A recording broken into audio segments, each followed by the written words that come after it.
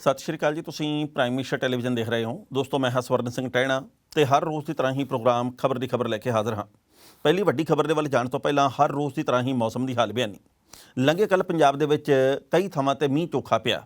ਜਲੰਧਰ ਦੇ ਵਿੱਚ ਝੜੀ ਵਰਗਾ ਮੌਸਮ ਰਿਹਾ ਅੱਧੇ ਦਿਨ ਤੱਕ ਤੇ ਬਾਅਦ ਦੇ ਵਿੱਚ ਧੁੱਪ ਵੀ ਨਿਕਲੀ ਹੈ। ਪਰ ਜਿਸ ਤਰੀਕੇ ਦੇ ਨਾਲ ਮੌਸਮ ਵਿਭਾਗ ਨੇ ਇਹ ਗੱਲ ਕਹੀ ਹੈ ਕਿ ਆਉਂਦੇ 48 ਘੰਟਿਆਂ ਦੇ ਵਿੱਚ ਪੰਜਾਬ ਦੇ ਵਿੱਚ ਹੋਰ ਮੀਂਹ ਪੈਣਾ, ਉਹਦੇ ਕਰਕੇ ਕਿਸਾਨੀ ਨੂੰ ਬਹੁਤ ਵੱਡੇ ਪੱਧਰ ਤੇ ਰਾਹਤ ਮਿਲੀ ਆ। ਮੈਂ ਇੱਕ ਦਿਨ ਅੱਗੇ ਵੀ ਗੱਲ ਕਹੀ ਸੀ ਵੀ ਜਦੋਂ 91-92 ਰੁਪਏ ਲੀਟਰ ਡੀਜ਼ਲ ਹੋਵੇ ਤੇ ਬਿਜਲੀ ਦੇ ਕੱਟ ਲੱਗਦੇ ਹੋਣ ਤੇ ਝੋਨਾ ਪਾਲਣਾ ਕਿੰਨਾ ਔਖਾ ਹੁੰਦਾ ਮਹਿੰਗੇ ਭਾਅ ਦਾ ਡੀਜ਼ਲ ਫੂਕ ਕੇ। ਇਸ ਕਰਕੇ ਇਹ ਜਿਹੜਾ ਮੀਂਹ ਆ ਇਹ ਇੱਕ ਇਹੋ ਜਿਹੀ ਰਾਹਤ ਬਣ ਕੇ ਆਇਆ ਜਿਹਦੇ ਕਰਕੇ ਕਿਸਾਨ ਹਾਲ ਦੀ ਘੜੀ ਬਾਗੋ ਬਾਗ ਆ।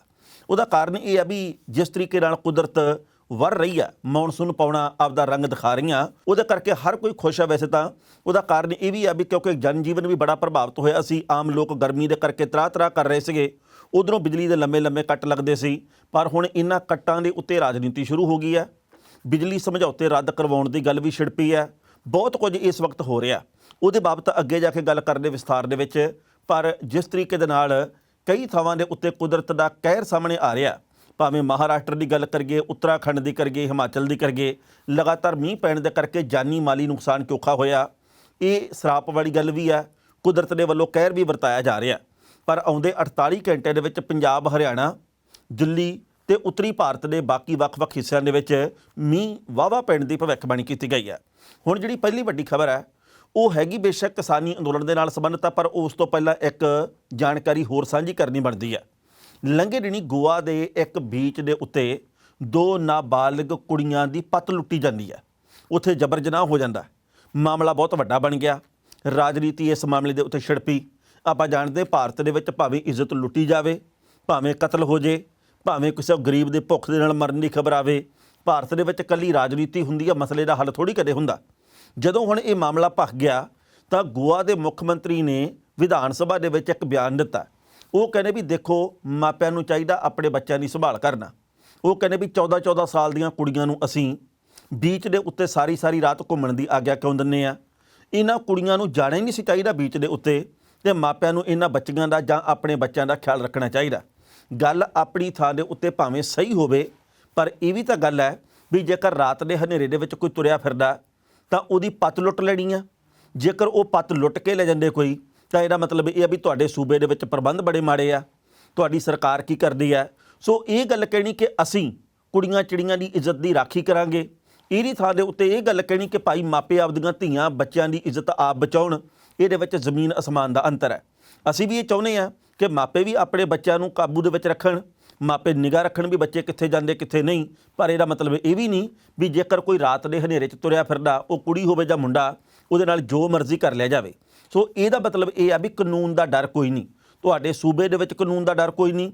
ਜਿਹੜਾ ਜਿੱਥੇ ਮਰਜ਼ੀ ਔਰਤ ਦੀ ਇੱਜ਼ਤ ਨੂੰ ਹੱਥ ਪਾ ਲੇ। ਜੇਕਰ ਰਾਤ ਨੂੰ 1 ਵਜੇ ਕੱਲੀ ਨੂੰ ਵੇਖੇ ਕੋਈ ਕੁੜੀ, ਇਹ ਤਾਂ ਚਲੋ ਬੀਚ ਦੀ ਗੱਲ ਹੈ, ਕੋਈ ਔਰਤ ਹੋ ਸਕਦਾ ਰਾਤ ਦੇ ਵੇਲੇ ਦਫ਼ਤਰ ਦੇ ਵਿੱਚੋਂ ਘਰੇ ਆ ਰਹੀ ਹੋਵੇ, ਰਾਤ ਦੀ ਸ਼ਿਫਟ ਲਾ ਕੇ ਆ ਰਹੀ ਹੋਵੇ, ਇਹਦਾ ਮਤਲਬ ਇਹ ਨਹੀਂ ਵੀ ਜਿੱਥੇ ਮਰਜ਼ੀ ਉਹਦੀ ਇੱਜ਼ਤ ਨੂੰ ਕੋਈ ਹੱਥ ਪਾ ਲੇ। ਮਤਲਬ ਇਹ ਹੈ ਵੀ ਸਰਕਾਰਾਂ ਨੂੰ ਆਪਣੀ ਜ਼ਿੰਮੇਵਾਰੀ ਤਨਦੇਹੀ ਨਾਲ ਨਿਭਾਉਣੀ ਚਾਹੀਦੀ ਹੈ। ਸਿਰਫ ਉਲਾਂਭੇ ਨਹੀਂ ਮੜਨੇ ਚਾਹੀਦੇ। ਬੇਟੀ ਬਚਾਓ ਬੇਟੀ ਪੜ੍ਹਾਓ ਇਸ ਰੂਪ ਦੇ ਵਿੱਚ ਨਹੀਂ ਵੀ ਭਾਈ ਆਪਾਂ ਆਪਦਾ ਪੱਲਾ ਝਾੜ ਲਾਂਗੇ, ਇਹ ਗੱਲ ਕਹਿ ਕੇ ਵੀ ਮਾਪੇ ਕਿਉਂ ਨਹੀਂ ਨਿਗਾਹ ਰੱਖਦੇ ਗੇ। ਹੁਣ ਗੋਆ ਦੇ ਮੁੱਖ ਮੰਤਰੀ ਦੇ ਇਸ ਬਿਆਨ ਦੇ ਉੱਤੇ ਵੱਡੀ ਰਾਜਨੀਤੀ ਛਿੜੀ ਹੈ। 2-4 ਦਿਨ ਤਾਂ ਰਾਜਨੀਤੀ ਛਿੜੀ ਰਹੂਗੀ। ਬਾਅਦ ਦੇ ਵਿੱਚ ਉਹ ਜਾਣਨਗੇ ਜਿਨ੍ਹਾਂ ਦੇ ਘਰ ਦਾ ਮਸਲਾ, ਤੇ ਬਾਅਦ ਦੇ ਵਿੱਚ ਸਰਕਾਰਾਂ ਨੇ ਤੇ ਰਾਜਨੀਤਿਕ ਪਾਰਟੀਆਂ ਨੇ ਘੇਸਲ ਜੀ ਮਾਰ ਕੇ ਤੇ ਕਿਸੇ ਹੋਰ ਮੁੱਦੇ ਦੇ ਵੱਲ ਜੁੜ ਜਾਣਾ।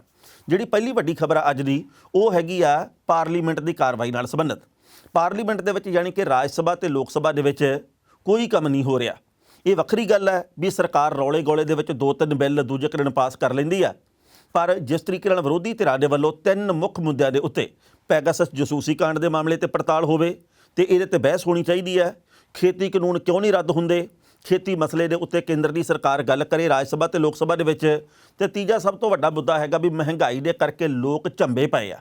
ਤੇਲ ਦੀਆਂ ਕੀਮਤਾਂ ਭਾਰਤ ਦੇ ਵਿੱਚ ਇੰਨੇ ਵੱਡੇ ਪੱਧਰ ਤੇ ਕਿਉਂ ਵਧੀਆਂ? ਇਹਨਾਂ ਗੱਲਾਂ ਦਾ ਉੱਤਰ ਲੈਣ ਦੇ ਲਈ ਵਿਰੋਧੀ ਪਾਰਟੀਆਂ ਦੇ ਵੱਲੋਂ ਹਰ ਰੋਜ਼ ਹੰਗਾਮਾ ਕੀਤਾ ਜਾਂਦਾ, ਪਰ ਉਹਨਾਂ ਦੇ ਹੰਗਾਮੇ ਦਾ ਕਾਰਨ ਸਮਝਣ ਦੀ ਥਾਂ ਦੇ ਉੱਤੇ ਕੇਂਦਰ ਦੀ ਸਰਕਾਰ ਇੱਕੋ ਹੀ ਗੱਲ ਕਹਿੰਦੀ ਹੈ, ਅਗਰ ਇਹ ਚੁੱਪ ਨਹੀਂ ਕਰਤੇ, अगर ये अपना मुंह बंद नहीं करते, अगर ये सदन की कार्रवाई नहीं चलने देते, तो मतलब ये किसान विरोधी हैं। अगर ये किसानों के पक्ष में हैं तो हमारी बात सुनी। मतलब ये है भी उन्होंने वालों सिर्फ तो सिर्फ आपदी गल रखी जाती मूहरे, आपदी रट केंद्र की सरकार लाई बैठी है। ਮੇਰੇ ਮਨ ਦੇ ਵਿੱਚ ਇਹ ਸਵਾਲ ਆਉਂਦਾ ਵੀ ਜਦੋਂ ਹੁਣ ਵਿਰੋਧੀ ਪਾਰਟੀਆਂ ਦੇ ਨੇਤਾ ਹੰਗਾਮਾ ਕਰਦੇ ਆ, ਉਹ ਮੁੱਦਾ ਚੁੱਕਦੇ ਆ ਵੀ ਭਾਈ ਅਸੀਂ ਤਾਂ ਕਾਰਵਾਈ ਅੱਗੇ ਚੱਲਣ ਦੇਵਾਂਗੇ ਜੇਕਰ ਇਹਨਾਂ ਮੁੱਦਿਆਂ ਦੇ ਉੱਤੇ ਤੁਸੀਂ ਚਰਚਾ ਕਰਨ ਨੂੰ ਤਿਆਰ ਹੁੰਨੇ ਤਾਂ। ਜੇ ਤਾਂ ਕੇਂਦਰ ਦੀ ਸਰਕਾਰ ਇਹ ਗੱਲ ਕਹਿ ਦੇਵੇ, ਪ੍ਰਧਾਨ ਮੰਤਰੀ ਸਾਹਿਬ ਕਹਿਣ, ਅਮਿਤ ਸ਼ਾਹ ਹੋਰੀ ਕਹਿਣ ਜਾਂ ਕੋਈ ਹੋਰ ਕਵੇ ਵੀ ਅਸੀਂ ਭਾਈ ਬੁੱਧਵਾਰ ਨੂੰ, ਵੀਰਵਾਰ ਨੂੰ ਜਾਂ ਸ਼ੁੱਕਰਵਾਰ ਨੂੰ ਖੇਤੀ ਮੁੱਦਿਆਂ ਦੇ ਉੱਤੇ, ਖੇਤੀ ਕਾਨੂੰਨ ਦੇ ਉੱਤੇ, ਕਿਸਾਨ ਅੰਦੋਲਨ ਦੇ ਉੱਤੇ, ਪੈਗਾਸਸ ਮਾਮਲੇ ਦੇ ਉੱਤੇ ਜਾਂ ਅਸੀਂ ਮਹਿੰਗਾਈ ਦੇ ਮਾਮਲੇ ਦੇ ਉੱਤੇ ਚਰਚਾ ਕਰਨ ਨੂੰ ਤਿਆਰ ਹਾਂ, ਤੇ ਦਿਨ ਮਿੱਥ ਲੈਣ, ਤਰੀਕ ਮਿੱਥ ਲੈਣ ਵੀ ਇਸ ਦਿਨ ਅਸੀਂ ਚਰਚਾ ਕਰਾਂਗੇ, ਤੇ ਉਹ ਤਰੀਕ ਮਿੱਥਣ ਦੇ ਬਾਵਜੂਦ ਵਿਰੋਧੀ ਪਾਰਟੀਆਂ ਦੇ ਜਿਹੜੇ ਆਗੂ ਆ ਉਹ ਰੌਲਾ ਪਾਉਣ, ਫਿਰ ਅਸੀਂ ਇਹ ਗੱਲ ਕਵਾਂਗੇ ਜੀ ਕਿ ਵਿਰੋਧੀ ਪਾਰਟੀਆਂ ਨੂੰ ਸਬਰ ਨਹੀਂ ਆਉਂਦਾ। ਜਦੋਂ ਦਿਨ ਮਿੱਥ ਲਿਆ ਗਿਆ ਤੇ ਫਿਰ ਇਹ ਰੌਲਾ ਕਿਹੜੀ ਗੱਲੋਂ ਪਾਉਂਦੇ ਆ? ਪਰ ਕੇਂਦਰ ਦੀ ਸਰਕਾਰ ਦਿਨ ਮਿੱਥ ਕੇ ਹੀ ਨਹੀਂ ਰਾਜ਼ੀ। ਕੇਂਦਰ ਦੀ ਸਰਕਾਰ ਇਸ ਮੁੱਦੇ ਦੇ ਉੱਤੇ ਬਹਿਸ ਤੋਂ ਭਗੌੜੀ ਹੋ ਰਹੀ ਹੈ। ਕੇਂਦਰ ਦੀ ਸਰਕਾਰ ਇਸ ਮਾਮਲੇ ਦੇ ਉੱਤੇ ਚਰਚਾ ਕਰਨ ਦਾ ਜਜ਼ਬਾ ਹੀ ਨਹੀਂ ਰੱਖਦੀਗੀ। ਪਹਿਲਾਂ ਇਸ ਰਿਪੋਰਟ ਦਾ ਵੇਰਵਾ ਸਾਂਝਾ ਕਰਦੇ ਹਾਂ ਕਿ ਭਗਵੰਤ ਮਾਨ ਨੇ 8ਵੀਂ ਵਾਰ ਪਾਰਲੀਮੈਂਟ ਦੇ ਵਿੱਚ ਕੰਮ ਰੋਕੂ ਮਤਾ ਪੇਸ਼ ਕੀਤਾ ਤੇ ਉਹਨਾਂ ਨੇ ਕੀ ਗੱਲਾਂ ਕਹੀਆਂ ਤੇ ਬਾਅਦ ਵਿੱਚ ਕਰਾਂਗੇ ਟਿੱਪਣੀ। ਆਮ ਆਦਮੀ ਪਾਰਟੀ ਦੇ ਪੰਜਾਬ ਦੇ ਪ੍ਰਧਾਨ ਤੇ ਸੰਸਦ ਮੈਂਬਰ ਭਗਵੰਤ ਮਾਨ ਨੇ ਦੋਸ਼ ਲਾਇਆ ਕਿ ਮੋਦੀ ਸਰਕਾਰ ਦੇਸ਼ ਦੇ ਸਭ ਤੋਂ ਮਹੱਤਵਪੂਰਨ ਮੁੱਦੇ 3 ਕਾਲੇ ਖੇਤੀ ਕਾਨੂੰਨਾਂ ਬਾਰੇ ਸੰਸਦ ਦੇ ਵਿੱਚ ਬਹਿਸ ਕਰਨ ਤੋਂ ਭੱਜ ਰਹੀ ਹੈ ਤਾਂ ਜੋ ਦੇਸ਼ ਦੇ ਸਾਹਮਣੇ ਤੇ ਦੁਨੀਆ ਦੇ ਮੂਹਰੇ ਸਰਕਾਰ ਦਾ ਅਸਲੀ ਚਿਹਰਾ ਨੰਗਾ ਨਾ ਹੋ ਜਾਵੇ। ਇਸ ਲਈ ਆਮ ਆਦਮੀ ਪਾਰਟੀ ਵੱਲੋਂ ਸੰਸਦ ਦੇ ਵਿੱਚ ਖੇਤੀ ਕਾਨੂੰਨਾਂ ਤੇ ਬਹਿਸ ਕਰਨ ਦੇ ਲਈ ਪੇਸ਼ ਕੀਤੇ ਜਾਂਦੇ ਕੰਮ ਰੋਕੂ ਮਤੇ ਨੂੰ ਜਾਣਬੁੱਝ ਕੇ ਅਪ੍ਰਵਾਨ ਕੀਤਾ ਜਾ ਰਿਹਾ। ਭਗਵੰਤ ਨੇ ਇਹ ਗੱਲ ਕਹੀ ਕਿ ਸੰਸਦ ਦੇ ਵਿੱਚ ਵਿਚਾਰ ਚਰਚਾ ਹੋਣ ਤੇ ਦੇਸ਼ ਦੇ ਲੋਕਾਂ ਨੂੰ 3 ਖੇਤੀ ਕਾਨੂੰਨਾਂ ਵਿੱਚ ਲੁਕੇ ਹੋਏ ਇਸ ਗੱਲ ਦਾ ਸੱਚ ਪਤਾ ਲੱਗ ਜਾਵੇਗਾ ਤੇ ਕਿਸ ਤਰ੍ਹਾਂ ਮੋਦੀ ਸਰਕਾਰ ਦੇਸ਼ ਦੀ ਜ਼ਮੀਨ ਤੇ ਅਨਾਜ ਆਪਣੇ ਆਕਾ ਕਾਰਪੋਰੇਟਾਂ ਦੇ ਹਵਾਲੇ ਕਰ ਰਹੀ ਹੈ, ਇਹ ਗੱਲ ਨੰਗੀ ਹੋ ਜਾਵੇਗੀ। ਭਗਵੰਤ ਨੇ ਅੰਨਦਾਤੇ ਦੀ ਆਵਾਜ਼ ਨੂੰ ਚੁੱਕਦਿਆਂ ਕਿਹਾ ਕਿ ਲਗਾਤਾਰ 8ਵੀਂ ਵਾਰ ਕੰਮ ਰੋਕੂ ਮਤਾ ਪੇਸ਼ ਕੀਤਾ ਗਿਆ। ਇਸ ਸਮੇਂ ਉਹਨਾਂ ਨੇ ਕਿਹਾ ਕਿ ਦੋਵਾਂ ਸਦਨਾਂ ਦੇ ਵਿੱਚ ਖੇਤੀ ਬਿੱਲਾਂ ਉੱਤੇ ਬਹਿਸ ਕਰਾਉਣ ਦੀ ਗੱਲ ਜ਼ੋਰ-ਸ਼ੋਰ ਨਾਲ ਚੁੱਕੀ ਜਾਂਦੀ ਹੈ, ਪਰ ਮੋਦੀ ਸਰਕਾਰ ਖੇਤੀ ਕਾਨੂੰਨਾਂ ਬਾਰੇ ਨਾ ਕੁਝ ਬੋਲ ਰਹੀ ਹੈ ਤੇ ਨਾ ਹੀ ਕੁਝ ਸੁਣ ਰਹੀ ਹੈ, ਸਗੋਂ ਸੰਸਦ ਦੇ ਵਿੱਚ ਹੰਗਾਮੇ ਦੌਰਾਨ ਹੋਰ ਬਿੱਲ ਪਾਸ ਕਰਕੇ ਰਾਜਾਂ ਤੇ ਲੋਕਾਂ ਦੇ ਹੱਕਾਂ ਦੇ ਉੱਤੇ ਡਾਕੇ ਮਾਰੇ ਜਾ ਰਹੇ ਨੇ। ਉਹਨਾਂ ਨੇ ਕਿਹਾ ਕਿ ਦੇਸ਼ ਦੇ ਕਿਸਾਨਾਂ ਦੀ ਮੰਗ ਅਨੁਸਾਰ ਨਰਿੰਦਰ ਮੋਦੀ ਸਰਕਾਰ ਦੇ 3 ਖੇਤੀ ਕਾਨੂੰਨ ਵਾਪਸ ਤਾਂ ਕੀ ਲੈਣੇ ਨੇ, ਉਲਟਾ ਚੌਥਾ ਬਿਜਲੀ ਸੋਧ ਬਿੱਲ 2021 ਸੰਸਦ ਦੇ ਵਿੱਚ ਲਿਆ ਕੇ ਕਿਸਾਨਾਂ, ਮਜ਼ਦੂਰਾਂ ਤੇ ਰਾਜਾਂ ਦੇ ਹੋਰ ਅਧਿਕਾਰਾਂ ਦੇ ਉੱਤੇ ਡਾਕਾ ਮਾਰਨ ਦੀ ਤਿਆਰੀ ਕੀਤੀ ਜਾ ਰਹੀ ਹੈ। ਉਹਨਾਂ ਨੇ ਕਿਹਾ ਕਿ ਬਿਜਲੀ ਸੋਧ ਬਿੱਲ ਪਾਸ ਹੋਣ ਦੇ ਨਾਲ ਸੂਬਿਆਂ ਨੂੰ ਭਿਖਾਰੀ ਬਣਾਇਆ ਜਾਵੇਗਾ ਕਿਉਂਕਿ ਪਹਿਲਾਂ ਹੀ GST ਪ੍ਰਣਾਲੀ ਲਾਗੂ ਕਰਕੇ ਮੋਦੀ ਸਰਕਾਰ ਨੇ ਰਾਜਾਂ ਨੂੰ ਕੇਂਦਰ ਤੋਂ ਪੈਸੇ ਮੰਗਣ ਵਾਲੇ ਭਿਖਾਰੀ ਬਣਾ ਦਿੱਤਾ। ਇਵੇਂ ਹੀ ਬਿਜਲੀ ਸੋਧ ਬਿੱਲ ਰਾਹੀਂ ਰਾਜਾਂ ਤੋਂ ਬਿਜਲੀ ਖੋਹ ਕੇ ਬਾਅਦ ਵਿੱਚ ਸੂਬਿਆਂ ਨੂੰ ਬਿਜਲੀ ਵਾਸਤੇ ਭਿਖਾਰੀ ਬਣਾ ਦਿੱਤਾ ਜਾਵੇਗਾ। ਇਸ ਖਬਰ ਦੇ ਉੱਤੇ ਟਿੱਪਣੀ ਕਰਦਾ ਦੋਸਤੋ, ਪਹਿਲੀ ਗੱਲ ਤਾਂ ਅਸੀਂ ਕਹਾਂਗੇ ਭਗਵੰਤ ਮਾਨ ਨੇ ਜਿਹੜਾ ਨੁਕਤਾ ਚੁੱਕਿਆ, ਇਹ ਪੰਜਾਬ ਦੇ ਬਾਕੀ ਭਾਰਤ ਦੇ ਵੱਖ-ਵੱਖ ਹਿੱਸਿਆਂ ਦੇ ਕਿਸਾਨ ਤੇ ਮਜ਼ਦੂਰ ਨੁਕਤੇ ਨੂੰ ਵਾਰ-ਵਾਰ ਚੁੱਕਦੇ ਆ। ਕਾਰਨ ਕੀ ਹੈ ਜਿਹੜਾ ਪਾਰਲੀਮੈਂਟ ਦੇ ਵਿੱਚ, ਲੋਕ ਸਭਾ ਤੇ ਰਾਜ ਸਭਾ ਦੇ ਵਿੱਚ ਕੇਂਦਰ ਦੀ ਸਰਕਾਰ ਇਸ ਵਿਸ਼ੇ ਦੇ ਉੱਤੇ, ਖੇਤੀ ਮੁੱਦੇ ਦੇ ਉੱਤੇ ਚਰਚਾ ਨਹੀਂ ਕਰ ਰਹੀ? ਇਹ ਤਾਂ ਗੱਲ ਕਹਿਣ ਦਾ ਵਕਤ ਹੈਗਾ ਕਿ ਭਾਰਤ ਦੇ ਕਿਸਾਨਾਂ ਦਾ ਕੇਂਦਰ ਦੀ ਸਰਕਾਰ ਕਰਜ਼ਾ ਨਹੀਂ ਮਾਫ ਕਰ ਸਕਦੀ, ਪਰ ਇਹ ਗੱਲ ਸੁਣਨ ਦਾ ਵਕਤ ਕਿਉਂ ਨਹੀਂ, ਇਸ ਗੱਲ ਦੇ ਉੱਤੇ ਬਹਿਸ ਕਰਨ ਦਾ ਵਕਤ ਕਿਉਂ ਨਹੀਂ ਵੀ ਭਾਈ ਖੇਤੀ ਕਾਨੂੰਨ ਕਿਉਂ ਲਾਗੂ ਕੀਤੇ ਆ, ਇਹਦੇ ਵਿੱਚ ਕਿਹੜੀ ਤਰੁੱਟੀ ਆ? ਕੁਝ ਸੁਣਿਆ ਜਾਵੇ, ਕੁਝ ਕਿਹਾ ਜਾਵੇ, ਗੱਲ ਤਾਂ ਫੇਰ ਆ ਨਾ। ਇਹਦੇ ਨਾਲ ਲੋਕਾਂ ਤੱਕ ਵੀ ਸਹੀ ਸੁਨੇਹਾ ਪਹੁੰਚੂਗਾ ਵੀ ਕੇਂਦਰ ਦੀ ਸਰਕਾਰ ਨੇ ਕਿੰਨੇ ਤਰਕ ਦੇ ਨਾਲ ਕਾਨੂੰਨ ਬਣਾਏ ਆ, ਕੇਂਦਰ ਦੀ ਸਰਕਾਰ ਨੇ ਕਿੰਨੇ ਵਧੀਆ ਕਾਨੂੰਨ ਬਣਾਏ ਆ ਜਾਂ ਕਿੰਨੇ ਮਾੜੇ ਬਣਾਏ ਆ। ਲੋਕਾਂ ਤੱਕ ਗੱਲ ਪਹੁੰਚੂਗੀ ਮੀਡੀਆ ਦੇ ਰਾਹੀਂ, ਦੁਨੀਆ ਤੱਕ ਗੱਲ ਪਹੁੰਚੂਗੀ ਇਹ ਵੀ ਸੰਸਦ ਦੇ ਵਿੱਚ BJP ਦੇ ਨੇਤਾਵਾਂ ਨੇ ਇਸ ਮੁੱਦੇ ਦੇ ਉੱਤੇ ਕੀ ਬਿਆਨ ਦਿੱਤਾ, ਉਹਨਾਂ ਨੇ ਕੀ ਤਰਕ ਪੇਸ਼ ਕੀਤਾ, ਕਿਹੋ ਜਿਹੇ ਤੱਥ ਪੇਸ਼ ਕੀਤੇ ਆ। ਪਰ ਨਹੀਂ, ਇਹਨਾਂ ਮੁੱਦਿਆਂ ਦੇ ਉੱਤੇ ਚਰਚਾ ਕਰਨ ਵਾਸਤੇ ਹੀ ਕੇਂਦਰ ਦੀ ਸਰਕਾਰ ਤਿਆਰ ਨਹੀਂ ਤੇ ਇਸੇ ਕਰਕੇ ਕਿਸਾਨਾਂ ਦਾ ਗੁੱਸਾ ਲਗਾਤਾਰ ਪ੍ਰਚੰਡ ਹੋ ਰਿਹਾ। ਜਿਹੜੀ ਕਿਸਾਨ ਸੰਸਦ ਚੱਲਦੀ ਆ ਉਹਨੂੰ ਤੋਮਰ ਸਾਹਿਬ ਕਹਿੰਦੇ ਵੀ ਅਸੀਂ ਤਾਂ ਸੰਸਦ ਮੰਨ ਕੇ ਨਹੀਂ ਰਾਜ਼ੀ। ਸੰਸਦ ਉਹ ਹੁੰਦੀ ਹੈ ਜਿਹੜੀ ਕਿ ਲੋਕਾਂ ਦੀ ਚੁਣੀ ਹੁੰਦੀ ਹੈ, ਜਾਣੀ ਕਿ ਉਹ ਕਹਿੰਦੇ ਵੀ ਸਾਡੇ ਵਾਲੀ ਹੁੰਦੀ ਹੈ। ਤੁਹਾਨੂੰ ਚੁਣਿਆ ਜਿਹੜੇ ਲੋਕਾਂ ਨੇ ਉਹ ਬਾਹਰ ਬੈਠੇ ਜੰਤਰ ਮੰਤਰ ਤੇ ਲੱਖਾਂ ਦੀ ਗਿਣਤੀ ਦੇ ਵਿੱਚ ਵੱਖ-ਵੱਖ ਬਾਰਡਰਾਂ ਤੇ ਬੈਠੇ ਆ, ਪਰ ਤੁਸੀਂ ਮੰਨ ਕੇ ਹੀ ਰਾਜ਼ੀ ਨਹੀਂ। ਸੋ ਜ਼ਰੂਰਤ ਇਸ ਵਕਤ ਇਸ ਗੱਲ ਦੀ ਹੈ ਕਿ ਕਿਸਾਨਾਂ ਨੂੰ ਹੋਰ ਕਲਪਾਇਆ ਤਪਾਇਆ ਨਾ ਜਾਵੇ। ਇੱਕ ਹੋਰ ਗੱਲ ਦੱਸਣੀ ਬਣਦੀ ਹੈ, ਲੰਘੇ ਕੱਲ੍ਹ ਨੰਗਲ ਖੇਤਰ ਦੇ ਵੱਲ BJP ਦੇ ਸੀਨੀਅਰ ਆਗੂ ਮਦਨ ਮੋਹਨ ਮਿੱਤਲ, ਇਹਨਾਂ ਦਾ ਕਿਸਾਨਾਂ ਨੇ ਘਿਰਾਓ ਕੀਤਾ। ਉਹਨਾਂ ਨੇ ਇਹ ਗੱਲ ਕਹੀ ਹੈ ਜੀ ਕਿ ਜਿੰਨੀ ਦੇਰ ਤੱਕ 3 ਖੇਤੀ ਕਾਨੂੰਨ ਰੱਦ ਨਹੀਂ ਹੁੰਦੇ ਅਸੀਂ BJP ਦੇ ਆਗੂਆਂ ਨੂੰ ਪ੍ਰੋਗਰਾਮਾਂ ਦੇ ਵਿੱਚ ਹਿੱਸਾ ਨਹੀਂ ਲੈਣ ਦੇਣਾ। ਪੁਲਿਸ ਆਈ, ਵੱਖਰੀ ਗੱਡੀ ਦੇ ਵਿੱਚ ਮਿੱਤਲ ਸਾਹਿਬ ਨੂੰ ਲੈ ਕੇ ਗਈ ਹੈ, ਪਰ ਜਾਣ ਵੇਲੇ ਉਹਨਾਂ ਨੇ ਫਿਰ ਕਿਹਾ, ਕਹਿੰਦੇ ਜੀ ਇਹ ਤਾਂ ਆਮ ਆਦਮੀ ਪਾਰਟੀ ਦੇ ਭੇਜੇ ਹੋਏ ਲੋਕ ਆ, ਇਹ ਕਿਸਾਨ ਥੋੜ੍ਹੀ ਆ। ਮਤਲਬ ਕਹਿਣ ਦਾ ਇਹ ਹੈ ਵੀ BJP ਦੇ ਜਿੰਨੇ ਵੀ ਨੇਤਾਵਾਂ ਦਾ ਹੁਣ ਤੱਕ ਘਿਰਾਓ ਹੋਇਆ, ਜਦੋਂ ਉਹਨਾਂ ਨੂੰ ਉੱਥੋਂ ਪੁਲਿਸ ਕੱਢ ਕੇ ਲੈ ਜਾਂਦੀ ਹੈ, ਬਾਅਦ ਦੇ ਵਿੱਚ ਉਹ ਆਪਣੇ ਵਿਚਾਰ ਇਸ ਰੂਪ ਦੇ ਵਿੱਚ ਕਈ ਵਾਰ ਪੇਸ਼ ਕਰਦੇ ਸੁਣੇ ਆ। ਮਿੱਤਲ ਸਾਹਿਬ ਸੀਨੀਅਰ ਆਗੂ ਨੇ, ਮਿੱਤਲ ਸਾਹਿਬ ਨੂੰ ਤਰਕ ਦੇ ਨਾਲ ਇਹ ਗੱਲ ਕਹਿਣੀ ਚਾਹੀਦੀ ਹੈ ਕਿ ਅਸੀਂ ਪੰਜਾਬ ਦੇ ਕਿਸਾਨਾਂ ਦੀ ਮੁਸ਼ਕਿਲ ਆ ਜਿਹੜੀ ਉਹ ਕੇਂਦਰ ਤੱਕ ਪਹੁੰਚਾ ਦਿੱਤੀ ਆ। ਆਹ ਮਸਲਾ ਇਉਂ ਹੱਲ ਹੋਊਗਾ, ਆ ਇਉਂ ਨਹੀਂ ਹੱਲ ਹੋ ਸਕਦਾ, ਜਾਂ ਉਹਨਾਂ ਦੀ ਪੇਸ਼ ਨਹੀਂ ਚੱਲਦੀ ਉਹ ਸਪਸ਼ਟ ਤੌਰ ਦੇ ਉੱਤੇ ਗੱਲ ਦੱਸ ਦੇਣ। ਸੋ ਆਉਂਦੇ ਸਮੇਂ ਦੇ ਵਿੱਚ ਕਿਸਾਨਾਂ ਨੇ ਇਹ ਗੱਲ ਕਹੀ ਹੈ ਵੀ ਅਸੀਂ ਘੋਲ ਨੂੰ ਹੋਰ ਤਿੱਖਾ ਕਰਾਂਗੇ। ਇੱਕ ਗੱਲੋਂ ਸਲਾਮ ਵੀ ਕਰਨੀ ਬਣਦੀ ਹੈ। ਮੈਂ ਤੁਹਾਡੇ ਸਾਰਿਆਂ ਦੇ ਧਿਆਨ ਦੇ ਵਿੱਚ ਗੱਲ ਲਿਆਉਣੀ ਚਾਹੁੰਦਾ ਵੀ ਮੀਂਹ ਬੇਸ਼ੱਕ ਜ਼ੋਰ ਦਾ ਦਿੱਲੀ ਦੇ ਬਾਰਡਰਾਂ ਦੇ ਉੱਤੇ ਵੀ, ਪੰਜਾਬ ਦੇ ਵਿੱਚ ਵੀ, ਬੇਸ਼ੱਕ ਕਈ ਥਾਵਾਂ ਦੇ ਉੱਤੇ ਹਨੇਰੀ ਝੱਖੜ ਝੁੱਲਾ ਵੀ ਬੜਾ ਤੇਜ਼ ਆਉਂਦਾ, ਟੈਂਟ ਡੁੱਬੇ ਪਏ ਆ ਦਿੱਲੀ ਦੇ ਬਾਰਡਰਾਂ ਦੇ ਉੱਤੇ ਕਈ ਕਿਸਾਨਾਂ ਦੇ, ਪਰ ਇਸ ਦੇ ਬਾਵਜੂਦ ਉਹ ਚੜ੍ਹਦੀ ਕਲਾ ਦੇ ਵਿੱਚ ਹੈ। ਭਾਵੇਂ ਉਹਨਾਂ ਦੇ ਗਦੈਲੇ, ਉਹਨਾਂ ਦੇ ਮੰਜੇ ਬਿਸਤਰੇ, ਉਹਨਾਂ ਦੇ ਟੈਂਟ, ਉਹਨਾਂ ਦਾ ਖਾਣ ਪੀਣ ਦਾ ਸਮਾਨ, ਲੀੜਾ ਲੱਤਾ ਸਭ ਕੁਝ ਭਿੱਜ ਗਿਆ, ਵਿਅਰਥ ਹੋ ਗਿਆ, ਪਰ ਉਹ ਫਿਰ ਵੀ ਕਹਿੰਦੇ ਆ ਵੀ ਕਾਨੂੰਨ ਰੱਦ ਕਰਵਾ ਕੇ ਜਾਵਾਂਗੇ। ਔਰਤਾਂ ਨੇ ਇਸ ਅੰਦੋਲਨ ਦੇ ਵਿੱਚ ਜਿਹੜਾ ਯੋਗਦਾਨ ਪਾਇਆ ਉਹਨੂੰ ਕਦੇ ਭੁੱਲਿਆ ਨਹੀਂ ਜਾ ਸਕਦਾ, ਇਹੋ ਜਿਹੇ ਖਰਾਬ ਮੌਸਮ ਦੇ ਵਿੱਚ ਵੀ। ਲੰਘੇ ਕੱਲ੍ਹ ਨਵਜੋਤ ਸਿੰਘ ਸਿੱਧੂ ਜਲੰਧਰ ਦੇ ਵਿੱਚ ਆਏ। ਜਲੰਧਰ ਦੇ ਵਿੱਚ ਕਾਂਗਰਸ ਭਵਨ ਦੇ ਵਿੱਚ ਉਹਨਾਂ ਨੇ ਆ ਕੇ ਤੇ ਆਪਣੀ ਗੱਲ ਰੱਖੀ ਹੈ। ਹੋਰ ਕਈ ਸੀਨੀਅਰ ਜੂਨੀਅਰ ਕਾਂਗਰਸੀ ਨੇਤਾ ਤੇ ਵਰਕਰ ਉੱਥੇ ਪਹੁੰਚੇ ਹੋਏ ਸੀ। ਜੋਸ਼ ਬਾਕਮਾਲ ਸੀ, ਕਿਉਂਕਿ ਜਿਹੜਾ ਬੰਦਾ ਮਸ਼ਹੂਰ ਹੋਵੇ ਉਹਨੂੰ ਵੇਖਣ ਦੇ ਲਈ ਲੋਕ ਟੁੱਟ ਕੇ ਪੈ ਜਾਂਦੇ ਆ। ਚਲੋ ਹਰ ਬੰਦੇ ਦੀ ਆਪੋ ਆਪਣੀ ਮਰਜ਼ੀ ਹੈ, ਲੋਕ ਟੁੱਟ ਕੇ ਪੈਂਦੇ ਆ ਨਹੀਂ ਪੈਂਦੇ, ਉਹਨਾਂ ਨੂੰ ਕੌਣ ਚੰਗਾ ਲੱਗਦਾ ਕੌਣ ਨਹੀਂ ਲੱਗਦਾ, ਇਹ ਲੋਕਾਂ ਦੀ ਆਪੋ ਆਪਣੀ ਮਰਜ਼ੀ ਹੈ। ਪਰ ਪਤਾ ਲੱਗਾ ਜੀ ਕਿ ਉੱਥੇ ਕਾਂਗਰਸ ਭਵਨ ਦਾ ਦਰਵਾਜ਼ਾ ਵੀ ਤੋੜਤਾ, ਲੋਕਾਂ ਦੇ ਅੰਦਰ ਜੋਸ਼ ਠਾਠਾ ਮਾਰਦਾ ਸੀ। ਉਹ ਕਹਿੰਦੇ ਵੀ ਸਿੱਧੂ ਸਾਹਿਬ ਆਏ ਆ, ਹੁਣ ਕਮਾਲ ਹੋ ਜਾਣੀ ਆ। ਅਸੀਂ ਵੀ ਚਾਹੁੰਦੇ ਵੀ ਕਮਾਲ ਹੋ ਜੇ, ਸਿੱਧੂ ਸਾਹਿਬ ਆਏ ਆ, ਕਮਾਲ ਕਰ ਹੀ ਦੇਣ, ਪੰਜਾਬ ਦੇ ਮਸਲੇ ਸਾਰੇ ਹੱਲ ਕਰ ਹੀ ਦੇਣ। ਪਰ ਇਹਦੇ ਨਾਲ ਕਈ ਗੱਲਾਂ ਜੁੜੀਆਂ ਹੋਈਆਂ ਵੀ ਆ। ਉਹਨਾਂ ਨੇ ਕੱਲ੍ਹ ਕਿਹਾ ਜੀ ਕਿ ਪਿਛਲੀ ਸਰਕਾਰ ਨੇ ਜੋ ਬਿਜਲੀ ਸਮਝੌਤੇ ਕੀਤੇ, ਜੋ ਕੁਝ ਅਨੈਤਿਕ ਕੀਤਾ, ਪੰਜਾਬ ਦਾ ਬਹੁਤ ਵੱਡਾ ਨੁਕਸਾਨ ਹੋਇਆ, ਇਹ ਸਾਰੇ ਮਸਲੇ ਹੱਲ ਕਰਨੇ ਬਣਦੇ ਆ। ਨਵਜੋਤ ਸਿੰਘ ਸਿੱਧੂ ਆਉਂਦੇ ਸਮੇਂ ਦੇ ਵਿੱਚ ਕੀ ਕੈਪਟਨ ਅਮਰਿੰਦਰ ਸਿੰਘ ਦੇ ਨਾਲ ਜਿਹੋ ਜਿਹੇ ਰਿਸ਼ਤੇ ਉਹਨਾਂ ਦੇ ਦੱਸੇ ਜਾ ਰਹੇ ਆ ਜਾਂ ਜਿਹੋ ਜਿਹੇ ਦਿਸਦੇ ਆ, ਉਸ ਦੇ ਬਾਵਜੂਦ ਪੰਜਾਬ ਦਾ ਕੋਈ ਹੱਲ ਕਰ ਸਕਣਗੇ? ਕੀ ਨਵਜੋਤ ਸਿੰਘ ਸਿੱਧੂ ਪੰਜਾਬ ਦੀ ਸਰਕਾਰ ਦੇ ਉੱਤੇ ਇਸ ਕਦਰ ਦਬਾਅ ਬਣਾ ਸਕਣਗੇ ਕਿ ਕੈਪਟਨ ਅਮਰਿੰਦਰ ਸਿੰਘ ਕੱਲਾ ਉਹਨਾਂ ਦਾ ਦੱਸਿਆ ਹੋਇਆ ਨੁਕਤਾ ਹੱਲ ਕਰਨ, ਉਸ ਨੁਕਤੇ ਦੇ ਵੱਲ ਗੌਰ ਫਰਮਾਈ ਕਰਨ? ਇਹਦੇ ਵਿੱਚ ਕੋਈ ਦੋ ਰਾਏ ਨਹੀਂ। ਪੰਜਾਬ ਦੇ ਲੋਕ ਖੁਦ ਕਹਿੰਦੇ ਵੀ 4.5 ਸਾਲ ਦੇ ਵਿੱਚ ਸੂਬੇ ਦੀ ਸਰਕਾਰ ਫੇਲ ਸਾਬਤ ਹੋਈ ਹੈ। ਪਰ ਕੀ ਨਵਜੋਤ ਸਿੰਘ ਸਿੱਧੂ, ਜਿਨ੍ਹਾਂ ਦੇ ਹੱਥ ਦੇ ਵਿੱਚ ਜ਼ਿੰਮੇਵਾਰੀ ਸੂਬੇ ਦੇ ਵਿੱਚ ਕਾਂਗਰਸ ਦਾ ਮੂੰਹ ਮੁਹਾਂਦਰਾ ਸਵਾਰਨ ਦੀ ਹੈ, ਏਕਤਾ ਦੇ ਵਿੱਚ ਸਾਰਿਆਂ ਨੂੰ ਬੰਨ੍ਹਣ ਦੀ ਹੈ, ਗੁੱਸੇ ਗਿਲੇ ਖਤਮ ਕਰਨ ਦੀ ਹੈ, ਪਾਰਟੀ ਦੇ ਬਾਕੀ ਕੰਮ ਅੱਗੇ ਲਿਜਾਣ ਦੀ ਹੈ, ਉਹ ਸੂਬੇ ਦੀ ਸਰਕਾਰ ਦੇ ਉੱਤੇ ਇਸ ਕਦਰ ਦਬਾਅ ਬਣਾ ਸਕਣਗੇ ਕਿ ਸਾਰੇ ਮਸਲੇ ਹੱਲ ਹੋ ਜਾਣ? ਜੇ ਮਸਲੇ ਹੱਲ ਨਹੀਂ ਹੁੰਦੇ ਤਾਂ ਲੋਕਾਂ ਦੇ ਮਨ ਦੇ ਵਿੱਚ ਇਹ ਉਲਾਂਭਾ ਰਹਿਣਾ ਹੀ ਆ ਵੀ ਭਾਵੇਂ ਪ੍ਰਧਾਨ ਬਦਲ ਗਿਆ ਤਾਂ ਵੀ ਉਵੇਂ ਦੇ ਉਵੇਂ ਮਾਮਲੇ, ਸੂਬੇ ਦੀ ਸਰਕਾਰ ਨੇ ਕੀਤਾ ਕੁਝ ਨਹੀਂ। ਮੈਂ ਹੈਰਾਨ ਹੋ ਗਿਆ ਇਸ ਗੱਲ ਦੇ ਉੱਤੇ। ਕੈਪਟਨ ਅਮਰਿੰਦਰ ਸਿੰਘ ਹੋਰਾਂ ਨੇ ਕਿਹਾ ਵੀ ਤਲਵੰਡੀ ਸਾਬੋ ਵਾਲੇ ਥਰਮਲ ਪਲਾਂਟ ਦੇ ਵੱਲੋਂ ਝੋਨੇ ਦੀ ਲਵਾਈ ਦੇ ਮੌਕੇ ਤੇ ਗਰਮੀ ਦੇ ਸਿਖਰ ਦੇ ਉੱਤੇ ਜੋ ਘੱਟ ਬਿਜਲੀ ਦਿੱਤੀ ਹੈ, ਜਿਹਦੇ ਕਰਕੇ ਕੱਟ ਲੱਗੇ ਆ, ਇਹਦੇ ਖਿਲਾਫ ਕਾਰਵਾਈ ਹੋਣੀ ਚਾਹੀਦੀ ਹੈ। ਹੁਣ ਜੋ ਆਪਾਂ ਨੂੰ ਇਹ ਚੇਤਾ ਆ ਰਿਹਾ ਵੋਟਾਂ ਦੇ ਕਰਕੇ ਵੀ ਭਾਈ ਅਸੀਂ ਬਿਜਲੀ ਸਮਝੌਤਿਆਂ ਦੇ ਉੱਤੇ ਵੀ ਕਾਰਵਾਈ ਕਰਾਂਗੇ, ਅਸੀਂ ਪੜਤਾਲ ਵੀ ਕਰਵਾਉਣੇ ਆ, ਪਹਿਲਾਂ ਚੇਤਾ ਕਿਉਂ ਨਹੀਂ ਆਇਆ? ਜਦ ਕਿ ਇਹ ਸਾਰੀਆਂ ਗੱਲਾਂ ਚੋਣਾਂ ਤੋਂ ਪਹਿਲਾਂ ਹੋਈਆਂ ਸੀ ਕਿ ਜੋ ਪਿਛਲੀ ਸਰਕਾਰ ਨੇ 25 ਸਾਲ ਦੇ ਕੰਟਰੈਕਟ ਕੀਤੇ ਆ, ਇਹਦਾ ਆਡਿਟ ਕਰਾ ਕੇ ਅਸੀਂ ਲੋਕਾਂ ਨੂੰ ਇਨਸਾਫ ਦੇਵਾਂਗੇ, ਬਿਜਲੀ ਸਸਤੀ ਦੇਵਾਂਗੇ, ਕੰਟਰੈਕਟ ਰੱਦ ਕਰਾਂਗੇ। ਪਰ ਰੱਦ ਕਰਨ ਦੀ ਥਾਂ ਦੇ ਉੱਤੇ ਚੁੱਪ ਵੱਟ ਲਈ। ਬਿਜਲੀ ਸਸਤੀ ਕਰਨ ਦੀ ਥਾਂ ਦੇ ਉੱਤੇ 4.5 ਵਰ੍ਹਿਆਂ ਦੇ ਵਿੱਚ ਲਗਭਗ 1 ਦਰਜਨ ਵਾਰ ਬਿਜਲੀ ਦੀ ਯੂਨਿਟ ਮਹਿੰਗੀ ਕਰਤੀ। ਤੇ ਫਿਰ ਲੋਕਾਂ ਦਾ ਕਸੂਰ ਕੀ ਹੈ? ਪਹਿਲਾਂ ਇਸ ਰਿਪੋਰਟ ਦਾ ਵੇਰਵਾ ਤੇ ਫਿਰ ਕਰਾਂਗੇ ਟਿੱਪਣੀ। ਜਲੰਧਰ ਪੁੱਜੇ ਨਵਜੋਤ ਸਿੰਘ ਸਿੱਧੂ ਨੇ ਬਾਦਲ ਪਰਿਵਾਰ ਦੇ ਉੱਤੇ ਤਿੱਖੇ ਸ਼ਬਦ ਹਮਲੇ ਕੀਤੇ। ਉਹਨਾਂ ਨੇ ਬਿਕਰਮ ਸਿੰਘ ਮਜੀਠੀਆ ਤੇ ਸੁਖਬੀਰ ਸਿੰਘ ਬਾਦਲ ਦੇ ਉੱਤੇ ਰਗੜੇ ਲਾਉਂਦਿਆਂ ਕਿਹਾ ਕਿ ਅਸੀਂ ਆਉਂਦੇ ਸਮੇਂ ਦੇ ਵਿੱਚ ਲੋਕਾਂ ਨੂੰ ਇਨਸਾਫ ਦਿਵਾਵਾਂਗੇ। ਬੇਅਦਬੀ ਦੇ ਮੁੱਦੇ ਦੇ ਉੱਤੇ ਬਾਦਲਾਂ ਨੂੰ ਘੇਰਦਿਆਂ ਉਹਨਾਂ ਨੇ ਕਿਹਾ ਬੇਅਦਬੀ ਦੇ ਜਿਹੜੇ ਵੀ ਦੋਸ਼ੀ ਨੇ ਉਹ ਸਭ ਜਾਣਦੇ ਨੇ, ਉਹਨਾਂ ਨੂੰ ਮਿਸਾਲੀ ਸਜ਼ਾ ਹੋਣੀ ਚਾਹੀਦੀ ਹੈ।